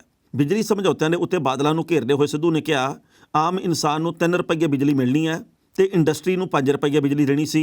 ਇਸ ਦੇ ਵਿੱਚ ਸਭ ਤੋਂ ਵੱਡਾ ਅੜਿੱਕਾ ਬਾਦਲਾਂ ਦੇ ਸਾਈਨ ਕੀਤੇ ਗਏ PPA ਨੇ। ਨਸ਼ੇ ਦੇ ਮੁੱਦੇ ਤੇ ਸਿੱਧੂ ਨੇ ਮਜੀਠੀਆ ਨੂੰ ਰਗੜੇ ਲਾਏ ਤੇ ਮਿਸਾਲੀ ਸਜ਼ਾ ਦਿਵਾਉਣ ਦੀ ਗੱਲ ਕਹੀ ਹੈ। ਸਿੱਧੂ ਨੇ ਕਿਹਾ ਕਿ ਵਿਰੋਧ ਕਰਨਾ ਡੈਮੋਕ੍ਰੇਸੀ ਦੇ ਵਿੱਚ ਸਾਡਾ ਅਧਿਕਾਰ ਹੈ, ਜਿਹਨੂੰ ਕੋਈ ਵੀ ਖੋਹ ਨਹੀਂ ਸਕਦਾ। ਮੈਂ ਛੋਟਾ ਜਿਹਾ ਵਰਕਰ ਇਹੀ ਕਹਿਣਾ ਕਿ ਮੇਰਾ ਵੀ ਕੋਈ ਵੀ ਵਿਰੋਧ ਕਰ ਸਕਦਾ, ਮੈਂ ਸਵੀਕਾਰ ਕਰਦਾ, ਕਿਉਂਕਿ ਉਹ ਮੈਨੂੰ ਬਿਹਤਰ ਬਣਾਵੇਗਾ। ਮੈਨੂੰ ਕੋਈ ਵੀ ਦਿੱਕਤ ਪਰੇਸ਼ਾਨੀ ਨਹੀਂ। ਸਾਨੂੰ ਇੱਕ ਦੂਜੇ ਦੀ ਖੁਸ਼ੀ ਵਿੱਚ ਸ਼ਾਮਲ ਹੋ ਕੇ ਦੂਜਿਆਂ ਦੀ ਪੀੜ ਸਮਝਣੀ ਚਾਹੀਦੀ ਹੈ। ਉਹਨਾਂ ਕਿਹਾ ਕਿ ਪੰਜਾਬ ਦੇ ਲੋਕਾਂ ਦੇ ਮਸਲੇ ਮੈਂ ਮੁੱਖ ਮੰਤਰੀ ਕੈਪਟਨ ਅਮਰਿੰਦਰ ਸਿੰਘ ਨੂੰ ਦੇ ਆਇਆ, ਜਿਨ੍ਹਾਂ ਨੂੰ ਹੁਣ ਬੂਰ ਪੈ ਰਿਹਾ। ਇਸ ਤੋਂ ਇਲਾਵਾ ਬੇਅਦਬੀ ਦੇ ਮੁੱਦੇ ਤੇ ਬੋਲਦੇ ਹੋਏ ਸਿੱਧੂ ਨੇ ਕਿਹਾ ਕਿ ਬੇਅਦਬੀ ਦੇ ਦੋਸ਼ੀਆਂ ਨੂੰ ਸਜ਼ਾ ਜ਼ਰੂਰ ਮਿਲਣੀ ਚਾਹੀਦੀ ਹੈ। ਇਸ ਮੌਕੇ ਪੰਜਾਬ ਕਾਂਗਰਸ ਦੇ ਕਾਰਜਕਾਰੀ ਪ੍ਰਧਾਨ ਸੰਗਤ ਸਿੰਘ ਗਿਲਜੀਆਂ ਨੇ ਕਿਹਾ ਕਾਂਗਰਸ ਹਾਈਕਮਾਨ ਪ੍ਰਿਯੰਕਾ ਗਾਂਧੀ ਤੇ ਰਾਹੁਲ ਗਾਂਧੀ ਨੇ ਨਵਜੋਤ ਸਿੱਧੂ ਨੂੰ ਪੰਜਾਬ ਕਾਂਗਰਸ ਦਾ ਪ੍ਰਧਾਨ ਬਣਾ ਕੇ ਇਤਿਹਾਸਕ ਫੈਸਲਾ ਲਿਆ। 2022 ਦੀਆਂ ਵਿਧਾਨ ਸਭਾ ਚੋਣਾਂ ਦੇ ਵਿੱਚ ਨਵਜੋਤ ਸਿੱਧੂ ਦੀ ਰਹਿਨੁਮਾਈ ਹੇਠ ਪੰਜਾਬ ਦੇ ਵਿੱਚ ਕਾਂਗਰਸ ਦੀ ਸਰਕਾਰ ਬਣੇਗੀ। ਇਸ ਖਬਰ ਦੇ ਉੱਤੇ ਟਿੱਪਣੀ ਕਰਦੇ ਦੋਸਤੋ, ਪਹਿਲੀ ਗੱਲ ਤਾਂ ਅਸੀਂ ਕਹਾਂਗੇ ਨਵਜੋਤ ਸਿੰਘ ਸਿੱਧੂ ਨੇ ਪੰਜਾਬ ਦੇ ਮੁੱਦੇ ਚੁੱਕੇ, ਬੇਸ਼ੱਕ 4 ਸਾਲ ਬਾਅਦ ਚੁੱਕੇ, ਇਹਦੇ ਲਈ ਅਸੀਂ ਧੰਨਵਾਦ ਕਰਦੇ ਹਾਂ। ਪੰਜਾਬ ਦੇ ਮੁੱਦੇ ਇਵੇਂ ਹੀ ਚੁੱਕਣੇ ਚਾਹੀਦੇ ਆ ਜਿੰਨੀ ਸਰਗਰਮੀ ਨਾਲ ਉਹਨਾਂ ਨੇ ਹੁਣ ਚੁੱਕੇ ਆ। ਪੰਜਾਬ ਦੇ ਲੋਕਾਂ ਦੇ ਮੁੱਦੇ ਆ, ਪੰਜਾਬ ਦੇ ਲੋਕ ਵੀ ਇਹੀ ਗੱਲ ਸੋਚਦੇ ਜਿਹੜੀ ਇਸ ਵਕਤ ਸਿੱਧੂ ਸਾਹਿਬ ਸੋਚਦੇ ਆ। ਦੁਨੀਆ ਭਰ ਦੇ ਵਿੱਚ ਵਸਦੇ ਪੰਜਾਬੀ ਇਹ ਚਾਹੁੰਦੇ ਆ ਕਿ ਪੰਜਾਬ ਦਾ ਭਲਾ ਸਾਡੇ ਜਿਉਂਦੇ ਜੀ ਹੋ ਜੇ। ਅੱਖਾਂ ਮੀਟਣ ਤੋਂ ਪਹਿਲਾਂ ਅਸੀਂ ਵੀ ਇਹ ਚਾਹੁੰਦੇ ਹਾਂ ਕਿ ਅਸੀਂ ਵੀ ਪੰਜਾਬ ਦਾ ਕੁਝ ਚੰਗਾ ਦੇਖ ਲਈਏ। ਹੁਣ ਤੱਕ ਤਾਂ ਅਸੀਂ ਇਕੱਲੀਆਂ ਸਮੱਸਿਆਵਾਂ ਤੇ ਮਸਲੇ ਹੀ ਦੇਖੇ ਆ, ਹੱਲ ਤਾਂ ਕਦੇ ਦੇਖਿਆ ਨਹੀਂ। ਪਰ ਸਵਾਲ ਇਹ ਪੈਦਾ ਹੁੰਦਾ ਵੀ ਕੀ ਇਹ ਮਸਲੇ 6 ਮਹੀਨਿਆਂ ਦੇ ਵਿੱਚ ਹੱਲ ਹੋਣਗੇ, ਜਾਂ ਇਹਨਾਂ ਮਸਲਿਆਂ ਦੇ ਬਾਰੇ ਇਹ ਸ਼ਬਦ ਵਰਤਿਆ ਜਾਊਗਾ ਕਿ ਇੱਕ ਵਾਰ ਸਾਨੂੰ ਮੌਕਾ ਦਿਓ, ਇਹ ਜਿਹੜੇ ਅੱਧੇ ਅਧੂਰੇ ਮਸਲੇ ਆ ਇਹ ਸਾਰੇ ਅਸੀਂ ਪੂਰੇ ਕਰਕੇ ਦਿਖਾਵਾਂਗੇ, ਮਸਲੇ ਹੱਲ ਕਰਕੇ ਅਸੀਂ ਦਿਖਾਵਾਂਗੇ। ਆਮ ਤੌਰ ਦੇ ਉੱਤੇ ਰਾਜਨੀਤਿਕ ਲੋਕਾਂ ਦੇ ਬਾਰੇ ਪਛਾਣ ਇਹ ਬਣੀ ਹੋਈ ਹੈ, ਉਹ ਕਹਿੰਦੇ ਹੁੰਦੇ ਵੀ ਐਤਕੀ ਰਹਿ ਗਏ, ਉਹਦੇ ਵੱਖੋ ਵੱਖਰੇ ਕਾਰਨ ਆ, ਪਰ ਇੱਕ ਵਾਰ ਮੌਕਾ ਦਿਓ ਅਸੀਂ ਸਾਰੇ ਮਸਲੇ ਹੱਲ ਕਰਕੇ ਦਿਖਾ ਦਿਆਂਗੇ। ਕਿਤੇ ਐਤਕੀ ਇਉਂ ਤਾਂ ਨਹੀਂ ਹੋ, ਲੋਕਾਂ ਦੇ ਮਨਾਂ ਵਿੱਚ ਇਹ ਵੀ ਸਵਾਲ ਆ। ਪਰ ਇੱਕ ਗੱਲ ਹੋਰ ਆ, ਨਵਜੋਤ ਸਿੰਘ ਸਿੱਧੂ ਨੇ ਲੰਘੇ ਕੱਲ੍ਹ ਇੱਕ ਨਿੱਜੀ ਟੀਵੀ ਚੈਨਲ ਦੇ ਨਾਲ ਕੁਝ ਕੁ ਮਿੰਟ ਦੀ ਇੰਟਰਵਿਊ ਕੀਤੀ ਹੈ, ਗੱਲਬਾਤ ਕੀਤੀ ਹੈ। ਪੱਤਰਕਾਰ ਨੇ ਸਵਾਲ ਕੀਤਾ ਕਿ ਸਿੱਧੂ ਸਾਹਿਬ, ਤੁਹਾਡੀ ਤੇ ਕੈਪਟਨ ਅਮਰਿੰਦਰ ਸਿੰਘ ਦੀ ਆਪਸ ਦੇ ਵਿੱਚ ਦਾਲ ਨਹੀਂ ਗਲਦੀ, ਤੁਹਾਡੇ ਵਿਚਾਰ ਨਹੀਂ ਮਿਲਦੇ, ਪੰਜਾਬ ਦਾ ਭਲਾ ਕਿਵੇਂ ਹੋਊ? ਸਿੱਧੂ ਸਾਹਿਬ ਕਹਿੰਦੇ ਬਿਲਕੁਲ ਗਲਤ, ਸਾਡੀ ਦਾਲ ਕਿਉਂ ਨਹੀਂ ਗਲਦੀ? ਕੈਪਟਨ ਅਮਰਿੰਦਰ ਸਿੰਘ ਦੇ ਨਾਲ ਕੋਈ ਮੇਰੀ ਮਤਭੇਦਾਂ ਵਾਲੀ ਗੱਲ ਨਹੀਂ, ਸਭ ਕੁਝ ਠੀਕ ਹੈ। ਮਤਲਬ ਇਸ ਗੱਲ ਦੇ ਉੱਤੇ ਕਾਂਟਾ ਫਿਰ ਗਿਆ। ਫਿਰ ਪੱਤਰਕਾਰ ਨੇ ਸਵਾਲ ਕੀਤਾ, ਉਹਨਾਂ ਨੇ ਕਿਹਾ ਜੀ ਕਿ ਕੇਂਦਰ ਦੀ ਸਰਕਾਰ ਬਾਰੇ ਕੀ ਕਹੋਗੇ? ਕੇਂਦਰ ਦੀ ਸਰਕਾਰ ਆ ਜਿਹੜੀ ਉਹ ਖੇਤੀ ਕਾਨੂੰਨ ਰੱਦ ਨਹੀਂ ਕਰਦੀ, ਉਹਨਾਂ ਦੇ ਵੱਲੋਂ ਮਹਿੰਗਾਈ ਬਹੁਤ ਕੀਤੀ ਗਈ ਆ, ਕਿਸਾਨ ਅੰਦੋਲਨ ਕਰਦੇ ਆ, ਤੁਹਾਡਾ ਇਹਦੇ ਬਾਰੇ ਕੀ ਕਹਿਣਾ? ਜਸੂਸੀ ਕਾਂਡ ਦੇ ਮਾਮਲੇ 'ਤੇ ਕੀ ਕਹਿਣਾ? ਉਹ ਕਹਿੰਦੇ ਬਹੁਤ ਬਹੁਤ ਧੰਨਵਾਦ, ਥੈਂਕ ਯੂ, ਗੱਲ ਖਤਮ। ਮਤਲਬ ਇਹ ਆ ਵੀ ਜੇਕਰ ਅਸੀਂ ਸਿੱਧੂ ਸਾਹਿਬ ਦੇ ਲਈ 45 ਮਿੰਟ ਕੱਢਦੇ ਹਾਂ ਭਾਸ਼ਣ ਸੁਣਨ ਦੇ ਲਈ, ਕੋਈ ਵੀ ਬੰਦਾ ਕੱਢ ਸਕਦਾ, ਮੈਂ ਵੀ ਤੁਸੀਂ ਵੀ ਸਾਰੇ ਕੱਢਦੇ ਹੋਵਾਂਗੇ ਆਪਾਂ, ਫਿਰ ਉਹਨਾਂ ਨੂੰ ਵੀ 20-25 ਮਿੰਟ ਤਰਕ ਦੇ ਨਾਲ ਉੱਤਰ ਦੇਣੇ ਚਾਹੀਦੇ ਆ। ਅਸੀਂ ਉਹਨਾਂ ਨੂੰ ਬਹੁਤ ਕੁਝ ਕਹਿੰਦੇ ਸੁਣਿਆ, ਪਰ ਜੇਕਰ ਉਹ ਪੰਜਾਬ ਦੇ ਭਖਦੇ ਮੁੱਦਿਆਂ ਦੇ ਉੱਤੇ ਉਹੋ ਜਿਹੇ ਉੱਤਰ ਨਹੀਂ ਦਿੰਦੇ ਜਿਹੋ ਜਿਹੇ ਦੀ ਲੋਕ ਆਸ ਕਰਦੇ ਆ, ਤਾਂ ਫਿਰ ਵੀ ਨਵੇਂ ਸਵਾਲ ਪੈਦਾ ਹੁੰਦੇ ਆ। ਉਹ ਇਹ ਗੱਲ ਕਹਿੰਦੇ ਆ ਟਵੀਟਾਂ ਦੇ ਰਾਹੀਂ ਵੀ ਸਾਡੀ ਸਰਕਾਰ ਫਲੋਪ ਸਾਬਤ ਹੋਈ ਆ। ਹੁਣ ਵੀ ਉਹ ਇਹ ਗੱਲ ਕਹਿਣ ਵੀ ਕੈਪਟਨ ਅਮਰਿੰਦਰ ਸਿੰਘ ਫਲੋਪ ਸਾਬਤ ਹੋਏ ਆ। ਹੁਣ ਵੀ ਉਹਨਾਂ ਨੂੰ ਗੱਲ ਕਹਿਣੀ ਚਾਹੀਦੀ ਆ ਵੀ ਪੰਜਾਬ ਦੇ ਮੁੱਖ ਮੰਤਰੀ ਨੇ ਕੱਖ ਨਹੀਂ ਕੀਤਾ, ਹੁਣ ਅਸੀਂ ਕਰਾਂਗੇ ਆਉਣ ਵਾਲੇ ਵਕਤ ਦੇ ਵਿੱਚ। ਉੱਦਾਂ ਰਾਜਨੀਤਿਕ ਕਨਸੋਆਂ ਇਹ ਵੀ ਪ੍ਰਾਪਤ ਹੋ ਰਹੀਆਂ ਕਿ ਆਉਂਦੇ ਸਮੇਂ ਦੇ ਵਿੱਚ ਜਿਹੜੀਆਂ ਚੋਣਾਂ ਹੋਣੀਆਂ, ਇਹਦੇ ਵਿੱਚ ਸ਼ਾਇਦ ਪੰਜਾਬ ਦੇ ਵਿੱਚ ਕਾਂਗਰਸ ਦੇ ਵੱਲੋਂ ਮੁੱਖ ਮੰਤਰੀ ਦਾ ਚਿਹਰਾ ਕੋਈ ਵੀ ਨਾ ਪੇਸ਼ ਕੀਤਾ ਜਾਵੇ। ਜਿਵੇਂ ਪਿਛਲੀ ਵਾਰ ਬਿਨਾਂ ਚਿਹਰੇ ਤੋਂ ਆਮ ਆਦਮੀ ਪਾਰਟੀ ਨੇ ਚੋਣ ਲੜੀ ਸੀ, ਸ਼ਾਇਦ ਮੈਂ ਤਾਂ ਕਰਕੇ ਕਹਿੰਦਾ ਹਾਲੇ 6 ਮਹੀਨੇ ਪਏ ਆ, ਐਤਕੀ ਬਿਨਾਂ ਚਿਹਰੇ ਤੋਂ ਚੋਣ ਲੜਾਈ ਜਾਵੇ। ਉਹਦੇ ਵਿੱਚ ਹੋ ਸਕਦਾ ਜਿੱਤਣ ਤੋਂ ਬਾਅਦ ਹਾਈ ਕਮਾਨ ਫੈਸਲਾ ਕਰੇ ਵੀ ਕੈਪਟਨ ਨੂੰ ਮੁੱਖ ਮੰਤਰੀ ਬਣਾਉਣਾ ਜਾਂ ਨਵਜੋਤ ਸਿੱਧੂ ਨੂੰ। ਪਰ ਮੈਨੂੰ ਲੱਗਦਾ ਵੀ ਇਸ ਗੱਲ ਦੇ ਉੱਤੇ ਰਜ਼ਾਮੰਦ ਕੈਪਟਨ ਅਮਰਿੰਦਰ ਸਿੰਘ ਨਹੀਂ ਹੋਣਗੇ। ਉਹਨਾਂ ਨੂੰ ਪਤਾ ਵੀ ਜੇਕਰ ਮੈਨੂੰ ਹੀ ਬਣਾਉਣਾ ਹੁੰਦਾ ਤਾਂ ਫਿਰ ਮੇਰਾ ਚਿਹਰਾ ਐਲਾਨ ਨਾ ਦਿੰਦੇ, ਮੈਨੂੰ ਨਹੀਂ ਬਣਾਉਣਾ ਇਸ ਕਰਕੇ ਪਰੇ ਕੀਤੀ ਗਈ ਹੈ ਗੱਲ। ਸੋ ਆਉਂਦੇ ਸਮੇਂ ਦੇ ਵਿੱਚ ਸਿੱਧੂ ਨੂੰ ਸੀਐਮ ਬਣਦਾ ਲੋਕ ਦੇਖ ਸਕਣਗੇ ਕਿ ਨਹੀਂ? ਕੀ ਨਵਜੋਤ ਸਿੰਘ ਸਿੱਧੂ ਪ੍ਰਧਾਨ ਹੁੰਦਿਆਂ ਪੰਜਾਬ ਦੇ ਮਸਲੇ ਹੱਲ ਕਰਵਾਉਣ 'ਚ ਕਾਮਯਾਬ ਹੋਣਗੇ? ਕੀ ਪੰਜਾਬ ਦੇ ਲੋਕ ਕਾਂਗਰਸ ਦੇ ਨਾਲ ਢਿੱਡੀ ਤੌਰ ਦੇ ਉੱਤੇ ਜੁੜ ਸਕਣਗੇ? ਇਹ ਬਹੁਤ ਵੱਡੇ ਸਵਾਲ ਆ ਜਿਨ੍ਹਾਂ ਦਾ ਹੱਲ ਆਉਂਦੇ ਸਮੇਂ ਨੇ, ਵਕਤ ਨੇ ਆਪੇ ਬਿਆਨ ਕਰਨਾ। ਖੇਡਾਂ ਦੇ ਵਿੱਚ ਭਾਰਤ ਦਾ ਬਹੁਤ ਵੱਡਾ ਨਾਂ ਹੁੰਦਾ ਸੀ ਮੈਂ ਤਾਂ ਕਹਿਣਾ ਕਿਉਂਕਿ ਸਮੇਂ ਦੀਆਂ ਸਰਕਾਰਾਂ ਨੇ, ਵੱਖ-ਵੱਖ ਖੇਡ ਫੈਡਰੇਸ਼ਨਾਂ ਨੇ ਪੰਜਾਬ ਦਾ ਤੇ ਸਮੁੱਚੇ ਭਾਰਤ ਦੇ ਵੱਖ-ਵੱਖ ਖੇਡਾਂ ਦੇ ਵਿੱਚ ਮਾਣ ਰੱਖਣ ਵਾਲੇ ਮਾਣਮੱਤੇ ਖਿਡਾਰੀਆਂ ਦਾ ਹੌਸਲਾ ਇਹੋ ਜਿਹਾ ਪਸਤ ਕੀਤਾ ਵੀ ਉਹ ਵਿਚਾਰੇ ਜੂਝਦੇ ਆ। ਮੈਨੂੰ ਨਿੱਜੀ ਤੌਰ ਤੇ ਬੜਾ ਦੁੱਖ ਹੋਇਆ ਪਿਛਲੇ ਦਿਨੀ, ਇੱਕ ਜਿਹੜੀ ਨਿਸ਼ਾਨੇਬਾਜ਼ ਆ ਭਾਰਤ ਦੀ, ਜਿਹੜੀ ਕਿ ਟੋਕੀਓ ਓਲੰਪਿਕ ਦੇ ਵਿੱਚ ਗਈ ਹੈ, ਉਧਰੋਂ ਉਹ ਨਿਸ਼ਾਨਾ ਲਾਉਣ ਦੀ ਕੋਸ਼ਿਸ਼ ਦੇ ਵਿੱਚ ਆ, ਉਧਰੋਂ ਪਿਸਤੌਲ ਖਰਾਬ ਹੋ ਜਾਂਦਾ, ਕਈ ਮਿੰਟ ਉਹਦੇ ਅਜਾਈਂ ਚਲੇ ਜਾਂਦੇ ਆ, ਬਾਅਦ ਦੇ ਵਿੱਚ ਉਹ ਮੁਕਾਬਲੇ 'ਚੋਂ ਪਰੇ ਹੋ ਗਈ ਆ। ਸੋ ਇਹੋ ਜਿਹੀਆਂ ਜਦੋਂ ਖਬਰਾਂ ਆਉਂਦੀਆਂ ਤਾਂ ਹੈਰਾਨੀ ਹੁੰਦੀ ਹੈ ਵੀ ਭਾਰਤ ਨੂੰ ਅਸੀਂ ਕਦੋਂ ਦੇਖਾਂਗੇ ਵੀ ਬਾਕੀ ਦੇਸ਼ਾਂ ਦੇ ਵਾਂਗੂ ਓਲੰਪਿਕ ਦੇ ਵਿੱਚ ਕਮਾਲਾਂ ਕਰਦੇ ਆ। ਹੁਣ ਪਤਾ ਲੱਗਾ ਕਿ MC ਮੈਰੀ ਕੌਮ ਵੀ ਟੋਕੀਓ ਓਲੰਪਿਕ ਦੇ ਵਿੱਚੋਂ ਬਾਹਰ ਹੋ ਗਈ ਹੈ। ਉਹਨੇ ਐਤਕੀ ਜਿੱਤ ਦਰਜ ਨਹੀਂ ਕੀਤੀ, 골ਡ ਮੈਡਲ ਦੀ ਇੱਛਾ ਸਾਡੀ ਹਾਲ ਦੀ ਘੜੀ ਵਿੱਚ ਵਿਚਾਲੀ ਰਹਿ ਗਈ ਹੈ। ਹੁਣ ਵਕਤ ਦੱਸੂਗਾ ਕਿ ਖੇਡਾਂ ਦੇ ਵਿੱਚ ਅਸੀਂ ਕਿਹੋ ਜਿਹਾ ਚਮਤਕਾਰ ਕਰਦੇ ਆ। ਭਾਰਤ ਦੇ ਕੁਝ ਖਿਡਾਰੀਆਂ ਤੋਂ ਹਾਲੇ ਵੀ ਆਸ ਹੈ, ਉਹ ਦੇਸ਼ ਦਾ ਤੇ ਆਪਣਾ ਮਾਣ ਸਨਮਾਨ ਉੱਚਾ ਕਰਨ, ਇਹਦੀ ਅਸੀਂ ਕਾਮਨਾ ਕਰਦੇ ਹਾਂ। ਪਰ ਪਹਿਲਾਂ ਇਸ ਰਿਪੋਰਟ ਦਾ ਵੇਰਵਾ ਤੇ ਫਿਰ ਕਰਾਂਗੇ ਟਿੱਪਣੀ। ਬਾਕਸਿੰਗ ਦੇ ਵਿੱਚ ਭਾਰਤ ਨੂੰ ਬਹੁਤ ਵੱਡਾ ਝਟਕਾ ਲੱਗਾ। ਮਸ਼ਹੂਰ ਬਾਕਸਰ ਮੈਰੀ ਕੌਮ 51 ਕਿਲੋਗ੍ਰਾਮ ਵੇਟ ਕੈਟਾਗਰੀ ਦੇ ਵਿੱਚ ਪ੍ਰੀ ਕੁਆਟਰ ਫਾਈਨਲ ਦੇ ਵਿੱਚ ਕੋਲੰਬੀਆ ਦੀ ਵਿਕਟੋਰੀਆ ਇਨਗ੍ਰਿਡ ਵੈਲੈਂਸੀਆ ਦੇ ਕੋਲੋਂ ਹਾਰ ਗਈ ਹੈ। ਕੋਲੰਬੀਆਈ ਬਾਕਸਰ ਨੇ ਭਾਰਤੀ ਬਾਕਸਰ ਨੂੰ 3-2 ਦੇ ਫਰਕ ਨਾਲ ਹਰਾਇਆ। ਪਹਿਲੇ ਰਾਊਂਡ ਦੇ ਵਿੱਚ ਵਿਰੋਧੀ ਖਿਡਾਰਨ ਦੇ ਪੱਖ ਦੇ ਵਿੱਚ 5 ਦੇ ਵਿੱਚੋਂ 4 ਜੱਜਾਂ ਨੇ ਫੈਸਲਾ ਸੁਣਾਇਆ। ਇਹੀ ਮੈਚ ਦਾ ਟਰਨਿੰਗ ਪੁਆਇੰਟ ਰਿਹਾ। ਮੈਰੀ ਕੌਮ ਨੂੰ ਇਸ ਅਗੇਤ ਦੇ ਕਰਕੇ ਹਾਰ ਦਾ ਸਾਹਮਣਾ ਕਰਨਾ ਪਿਆ। ਇਸ ਤੋਂ ਬਾਅਦ ਮੈਰੀ ਕੌਮ ਨੇ ਬਾਕੀ ਬਚੇ 2 ਰਾਊਂਡ ਜਿੱਤੇ, ਪਰ ਉਹ ਵੈਲੈਂਸੀਆ ਨੂੰ ਮਿਲੇ ਟੋਟਲ ਪੁਆਇੰਟ ਨੂੰ ਕਵਰ ਨਹੀਂ ਕਰ ਸਕੀ। 38 ਸਾਲ ਦੀ ਮੈਰੀ ਕੌਮ ਇਸ ਤੋਂ ਪਹਿਲਾਂ 32 ਸਾਲ ਦੀ ਵੈਲੈਂਸੀਆ ਨੂੰ 2 ਵਾਰ ਹਰਾ ਚੁੱਕੀ ਸੀ। ਜਦੋਂ ਰੈਫਰੀ ਨੇ ਮੁਕਾਬਲੇ ਦੇ ਅੰਤ ਦੇ ਵਿੱਚ ਵੈਲੈਂਸੀਆ ਦਾ ਹੱਥ ਉੱਪਰ ਚੁੱਕਿਆ ਤਾਂ ਮੈਰੀ ਕੌਮ ਦੀਆਂ ਅੱਖਾਂ ਦੇ ਵਿੱਚ ਅਥਰੂ ਸਨ। ਇਸ ਤੋਂ ਬਾਅਦ ਕੋਲੰਬੀਆਈ ਬਾਕਸਰ ਨੇ ਮੈਰੀ ਕੌਮ ਨੂੰ ਗੱਲ ਨਾਲ ਲਾ ਲਿਆ ਤੇ ਉਹਨੂੰ ਹੌਸਲਾ ਦਿੱਤਾ। ਇਸ ਖਬਰ ਦੇ ਉੱਤੇ ਟਿੱਪਣੀ ਕਰਦੇ ਦੋਸਤੋ, ਪਹਿਲੀ ਗੱਲ ਤਾਂ ਅਸੀਂ ਕਹਾਂਗੇ ਮੈਰੀ ਕੌਮ ਨੇ ਬਹੁਤ ਵੱਡੀਆਂ ਮਹਾਨ ਪ੍ਰਾਪਤੀਆਂ ਹਾਸਲ ਕੀਤੀਆਂ, ਉਹਦੇ ਉੱਤੇ ਮਾਣ ਆ ਸਾਨੂੰ। ਫਿਲਮਾਂ ਵੀ ਉਹਦੇ ਉੱਤੇ ਬਣੀਆਂ, ਮੈਰੀ ਕੌਮ ਵਰਗੀ ਫਿਲਮ ਬਣੀ ਜਿਹੜੀ ਕਿ ਬਹੁਤ ਮਕਬੂਲ ਰਹੀ ਆ। ਪਰ ਇਹ ਸਾਡੇ ਦੇਸ਼ ਦੇ ਖਿਡਾਰੀਆਂ ਦੀ ਤਰਾਸਦੀ ਆ। ਇੱਕ ਬਹੁਤ ਉਹਨਾਂ ਦਾ ਵਿਚਾਰਗੀ ਵਾਲਾ ਪੱਖ ਹੈ ਵੀ ਸਾਡੀਆਂ ਸਰਕਾਰਾਂ ਨੇ ਉਹਨਾਂ ਬਾਰੇ ਸੋਚਿਆ ਕੁਝ ਨਹੀਂ। ਸਾਡੀਆਂ ਸਰਕਾਰਾਂ ਕਿਹਦੇ ਬਾਰੇ ਸੋਚਦੀਆਂ? ਸਿਰਫ ਕ੍ਰਿਕਟ ਖਿਡਾਰੀਆਂ ਬਾਰੇ। ਉਹਨਾਂ ਦੇ ਵੱਲੋਂ ਜੇਕਰ 6 ਛੱਕੇ ਲਾ ਦਿੱਤੇ ਜਾਣ ਤਾਂ ਫਿਰ ਕਰੋੜ ਰੁਪਈਆ ਮਿਲਦਾ, ਜੇ 4 ਚੌਕੇ ਲੱਗ ਜਾਣ ਫਿਰ ਉਹਨਾਂ ਨੂੰ ਲੱਖਾਂ ਕਰੋੜਾਂ ਰੁਪਈਆ ਦੀ ਵਾਰਸ਼ ਹੁੰਦੀ ਹੈ। ਪਰ ਆਮ ਬਾਕੀ ਖਿਡਾਰੀਆਂ ਨੂੰ ਕੀ ਮਿਲਦਾ? ਸਿਰਫ ਹੌਸਲਾ। ਉਹ ਵਿਚਾਰੇ ਮੈਡਲ ਗਲ ਦੇ ਵਿੱਚ ਪਾ ਪਾ ਕੇ ਨੌਕਰੀਆਂ ਨੂੰ ਤਰਸਦੇ ਆ ਤੇ ਹਾਲੇ ਅਸੀਂ ਚਾਹੁੰਦੇ ਹਾਂ ਕਿ ਓਲੰਪਿਕ ਦੇ ਵਿੱਚ ਮੈਡਲ ਲੈ ਕੇ ਆਉਣ। ਜੇਕਰ ਸਾਡੀਆਂ ਖੇਡ ਨੀਤੀਆਂ ਚੰਗੀਆਂ ਹੋਣ, ਜੇਕਰ ਸਾਡੀਆਂ ਸਰਕਾਰਾਂ ਦਾ ਧਿਆਨ ਖੇਡਾਂ ਵੱਲ ਹੋਵੇ, ਬਾਕੀ ਡਰਾਮਿਆਂ ਦੇ ਵੱਲੋਂ ਹਟ ਕੇ ਇੱਧਰਲੇ ਪਾਸੇ ਧਿਆਨ ਆਵੇ, ਤਾਂ ਸਾਡੇ ਖਿਡਾਰੀ ਵੀ ਬਾਕਮਾਲ ਪ੍ਰਾਪਤੀਆਂ ਹਾਸਲ ਕਰ ਸਕਦੇ ਆ। ਜਿਹੜੇ ਵੀ ਖਿਡਾਰੀ ਬਾਕਮਾਲ ਪ੍ਰਾਪਤੀਆਂ ਹਾਸਲ ਕਰਦੇ ਆ ਉਹ ਆਪਣੇ ਸਿਰੜ ਦੇ ਸਦਕੇ ਹੀ ਕਰੀ ਜਾਂਦੇ ਆ, ਸਰਕਾਰਾਂ ਦਾ ਉਹਦੇ ਵਿੱਚ ਕੋਈ ਯੋਗਦਾਨ ਨਹੀਂ। ਮੈਂ ਹੈਰਾਨ ਹੁੰਨਾ, ਫਲਾਨੀ ਫੈਡਰੇਸ਼ਨ ਆ ਜਿਹੜੀ, ਉਹਦਾ ਪ੍ਰਧਾਨ ਫਲਾਣਾ ਬਣ ਗਿਆ, ਜਿਹਦਾ ਕੋਈ ਵਾਹ ਵਾਸਤਾ ਨਹੀਂ ਹੁੰਦਾ ਸੰਬੰਧਿਤ ਖੇਡ ਦੇ ਨਾਲ, ਉਹ ਤਾਂ ਪ੍ਰਧਾਨ ਬਣਾ ਦਿੱਤਾ ਜਾਂਦਾ ਤੇ ਉਹਨਾਂ ਨੇ ਕਿਹੜਾ ਖੇਡਾਂ ਦਾ ਪਾਰ ਉਤਾਰਾ ਕਰਨਾ? ਸਵਾਲਾਂ ਦਾ ਸਵਾਲ ਇਹ ਆ। ਸੋ ਭਾਰਤ ਦੇ ਖਿਡਾਰੀ ਨਮ ਨਾ ਖੱਟਣ, ਭਾਰਤ ਦੇ ਖਿਡਾਰੀ ਦੇਸ਼ ਦੀ ਝੋਲੀ ਦੇ ਵਿੱਚ ਓਲੰਪਿਕ ਮੈਡਲ ਪਾਉਣ, ਇਹਦੀ ਅਸੀਂ ਕਾਮਨਾ ਕਰਦੇ ਹਾਂ। ਪਰ ਸਰਕਾਰਾਂ ਦਾ ਹਾਲ ਮਾੜਾ। ਖਬਰਾਂ ਦੇ ਉੱਤੇ ਵਿਚਾਰ ਚਰਚਾ ਹੋਰ ਵੀ ਹੋ ਸਕਦੀ ਸੀ, ਜੋ ਵਕਤ ਦੀ ਘਾਟ ਰੁਕਣ ਦਾ ਇਸ਼ਾਰਾ ਕਰ ਰਹੀ ਹੈ। ਕੱਲ੍ਹ ਨੂੰ ਇਸੇ ਵੇਲੇ ਖਬਰ ਦੀ ਖਬਰ ਲੈ ਕੇ ਫਿਰ ਹਾਜ਼ਰ ਹੋਵਾਂਗੇ। ਉਦੋਂ ਤੱਕ ਲਈ ਆਗਿਆ ਦਿਓ। ਬਹੁਤ ਬਹੁਤ ਮਿਹਰਬਾਨੀ।